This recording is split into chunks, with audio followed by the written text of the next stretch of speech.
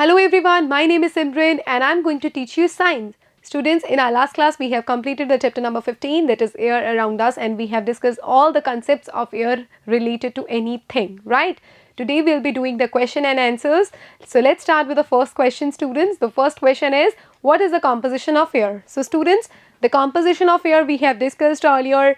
So basically there are so many particles that are present. For example, if I'm talking about nitrogen, that it is having 78% of composition in the air, right? If I'm talking about oxygen, students, then the oxygen is present in 21%, right? Then 1% is made up of carbon dioxide, water vapors, right students, and so many other particles, other gases. So students, this is the composition of air.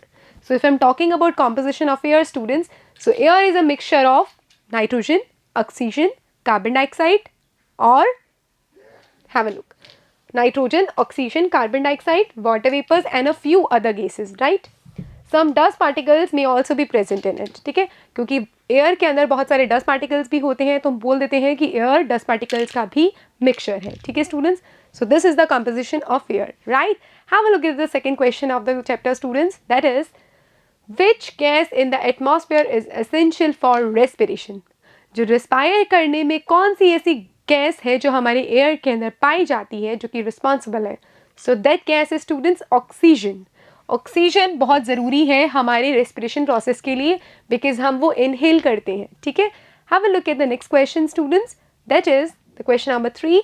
How will you prove that air supports burning? हम ये कैसे prove करेंगे कि air burning को support करती है? याद कीजिए, लास्ट क्लास में हमने एक एक्टिविटी पढ़ी थी जिसमें हमने 2 कैंडल्स ली थी, कैंडल्स को टेबल पे फिक्स किया था, फिर दोनों को लाइट अप किया था. लाइटन अप करने के बाद एक कैंडल को ऐसे रखे, दूसरी कैंडल पे हमने कोई भी ग्लास टम्बलर को टिल्ट किया था अपसाइड डाउन, ठीक है? फिर हमने देखा था जिधर आपने ग्लास टम्बलर को टिल्ट किया वो वाली लाइटन आप कैंडल थोड़े टाइम के बाद बुझ गई थी, जबकि दूसरी कैंडल आराम से जलती रही थी.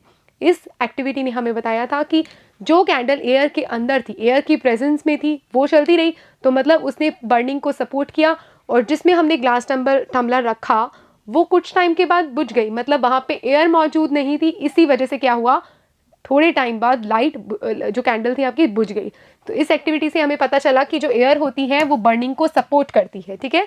और कौन सा ऐसा फैक्टर होता है, कंपोनेंट होता है एयर का जो कि सबसे बड़ा सपोर्टर होता है बर्निंग का? दैट इज ऑक्सीजन, ठीक है?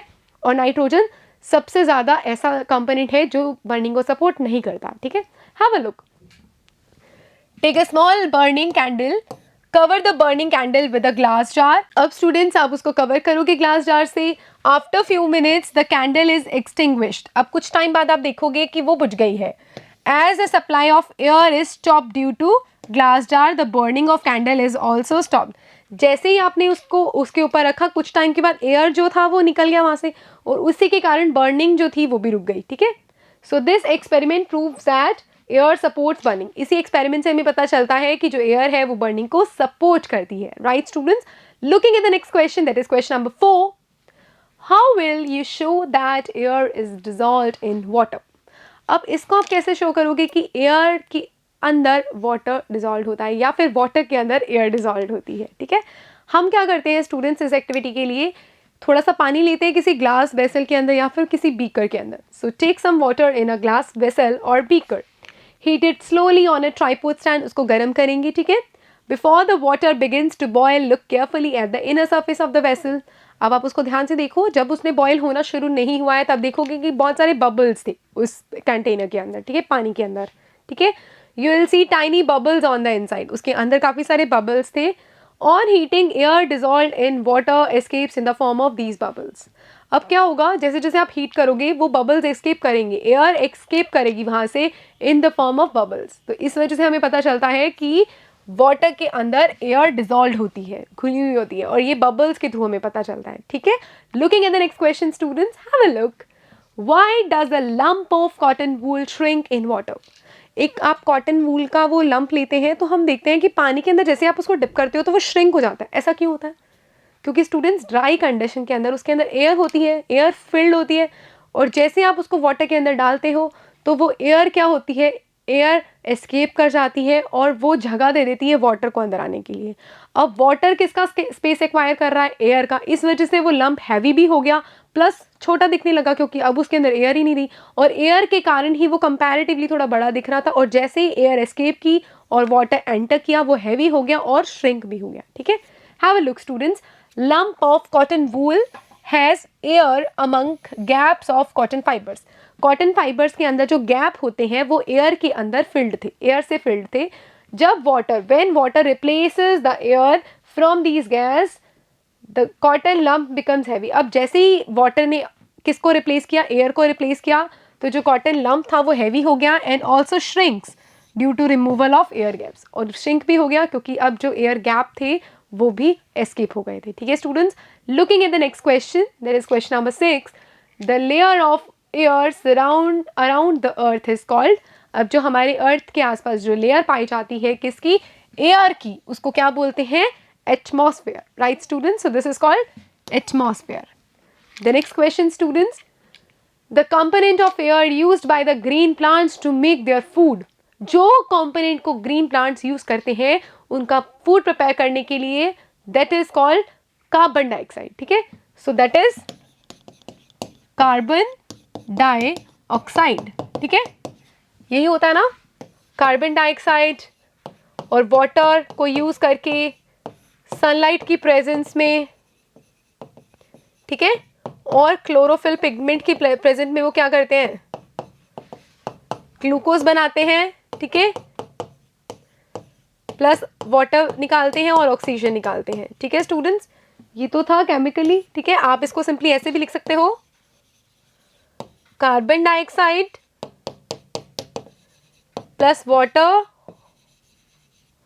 सनलाइट की प्रेजेंस में। ठीक है, और जब ग्रीन लीव्स होती हैं तो ग्रीन लीव्स में एक पिगमेंट पाया जाता है क्लोरोफिल नाम का। ठीक है, तो वो क्या करती है? ग्लूकोज बनाते हैं, इसके कारण वाटर निकलता है और इसके साथ ही ऑक्सीजन आता है बाहर, और इसी रिएक्शन को स्टूडेंट्स, इस पर्टिकुलर रिएक्शन को हम बोलते हैं फोटोसिंथेसिस प्रोसेस। ठीक है, ये एक ऐसा प्रोसेस होता है जिसमें प्लांट्स अपना खाना खुद प्रिपेयर करते हैं, और ऐसा कंपोनेंट जो वो यूज़ कर रहे हैं फूड प्रिपेयर करने के लिए, दैट इज कार्बन डाइऑक्साइड। और क्या वो रिलीज कर रहे हैं? ऑक्सीजन। ठीक है students, next question, list 5 activities that are possible due to the presence of air. अब एयर के कारण होने वाली कोई 5 एक्टिविटीज़ के बारे में बताइए।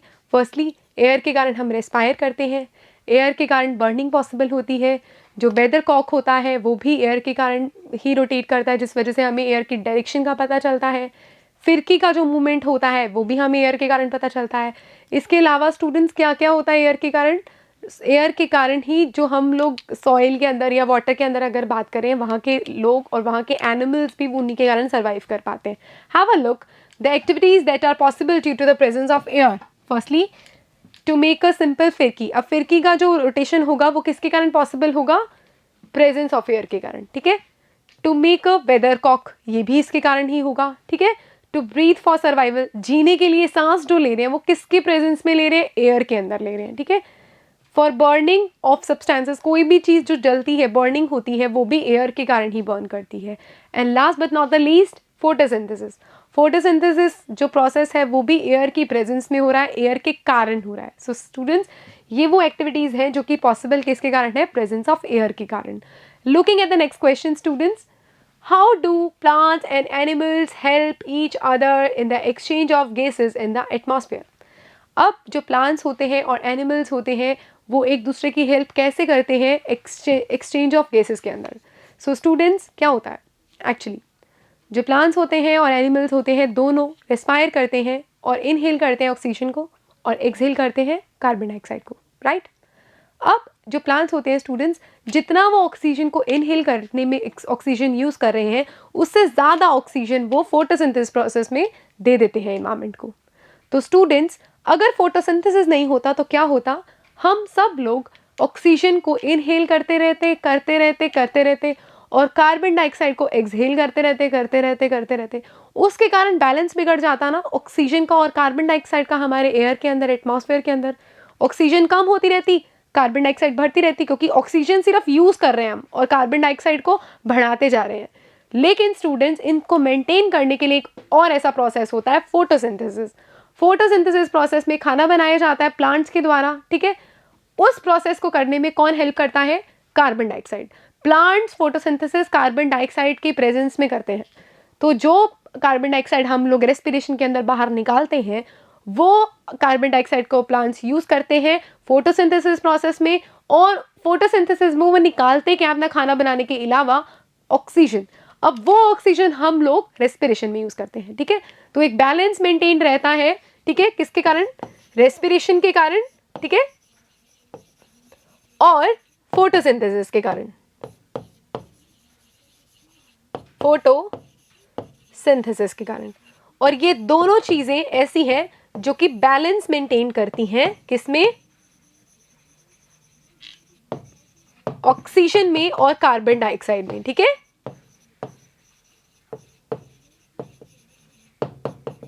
Right, students? So have a look at the answer, students. Animals and plants use oxygen from air during respiration. ठीक है, एनिमल्स हो चाहे वो प्लांट्स हो, वो ऑक्सीजन को यूज कर रहे हैं किसके लिए? रेस्पिरेशन प्रोसेस के लिए। And release carbon dioxide gas in the air. और क्या रिलीज करते हैं? कार्बन डाइऑक्साइड को रिलीज करते हैं एयर के अंदर, ठीक है। But green plants also release oxygen gas by using carbon dioxide during photosynthesis, ठीक है। और जो ग्रीन प्लांट्स हैं वो क्या करते हैं? ऑक्सीजन को क्या करते हैं? देते हैं और कार्बन डाइऑक्साइड को यूज करते हैं फोटोसिंथेसिस के अंदर, ठीक है।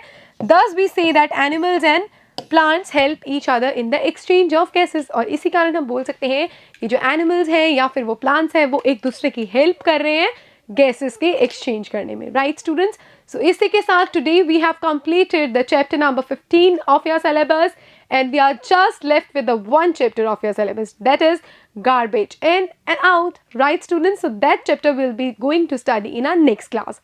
So till then, students, do practice hard at your home. We'll be meeting in your next class. Have a nice day to you all. Bye bye.